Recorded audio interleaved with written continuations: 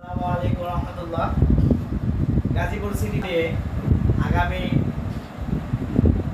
নির্বাচনে আমাদের বন্ধুবর মাওলানা হাফেজ মাওলানা মুফতি মিশকাত হোসেন হাফিজাহুল্লাহ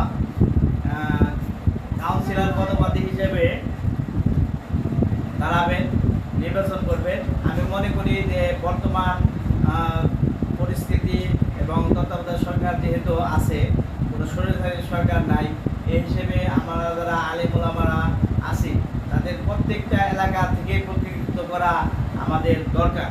কারণ আমরা বিভিন্ন সময় খেয়াল করে দেখতে পাই যে আমরা ধর্মীয় কাজগুলো, ওয়াজ মাহফিল, বিভিন্ন মাদ্রাসা প্রতিষ্ঠা ইত্যাদি কাজ করতে গেলেও সামাজিকভাবে অনেক সময় বয়কটের অথবা অনেক সময় সমস্যার সম্মুখীন হই এবং এলাকার পাতি নেতা বা বিভিন্ন মানুষের হুমকি ধমকির সম্মুখীন হই। আমরা যদি রাজনৈতিক অঙ্গনে এবং এলাকার প্রতিনিধি হিসেবে কাউন্সিলর, মেয়র, চেয়ারম্যান অথবা এমপি ইলেকশন করি, তাহলে অবশ্যই এই দুরবস্থা থেকে আমরা পরিত্রাণ পাবো ইনশাআল্লাহ। তো আমরা আমাদের গাজীপুরের মুরব্বী, আমাদের শায়েখ ও মুর্শিদ হযরত আল্লাহ মুফতি মাসউদুল করিম দামাত বারাকাতুহু এর পরামর্শে এবং তার দোয়া নিয়ে আজকে আমরা বন্ধুবর মুফতি মিশকাত হোসেন সাহেবের নির্বাচনী প্রচারণা উপলক্ষে ফেস্টুনি করব, এই দেখার জন্য গিয়েছিলাম। আমাদের শায়েখ ও মুর্শিদ গাজীপুরের মুরব্বী, বেমাকুল মাদ্রাসা আরাবিয়ার সভাপতি এবং হেফাজত ইসলামের সাবেক সভাপতি হযরত আল্লাহ মুফতি মাসউদ হুজুর স্বহস্তে আমাদেরকে লিখে দিয়েছেন যে বিসমিল্লাহির রহমানির রহিম। গাজীপুর সিটি কর্পোরেশন বীর মুক্তিযোদ্ধা আব্দুল আলিম সর্দারের সুযোগ্য পুত্র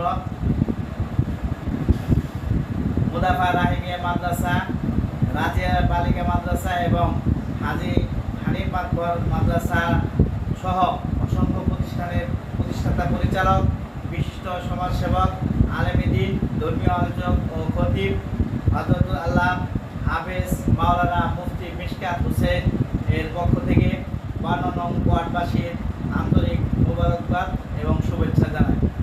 আসুন আমাদের 52 নং ওয়ার্ড সকল নাগরিক সুবিধা সহ গড়ে তুলতে সহযোগিতা। আল্লাহ তাআলা আমাদের এই বন্ধুবরের মনে বাঞ্ছনা এবং কাউন্সিলর পদপ্রার্থী হিসেবে দাঁড়াবেন। আল্লাহ তাআলা তাকে আলেম এবং দ্বীনি ইসলাম এবং আমাদের ধর্মীয়বান মানুষের প্রতিনিধিত্বকারী হিসেবে তাকে কাউন্সিলর হিসেবে কবুল করো। সবাই আমরা দোয়া এবং সমর্থন করব। আল্লাহ তাআলা আমাদের সবাইকে দ্বীনের খাতির হিসেবে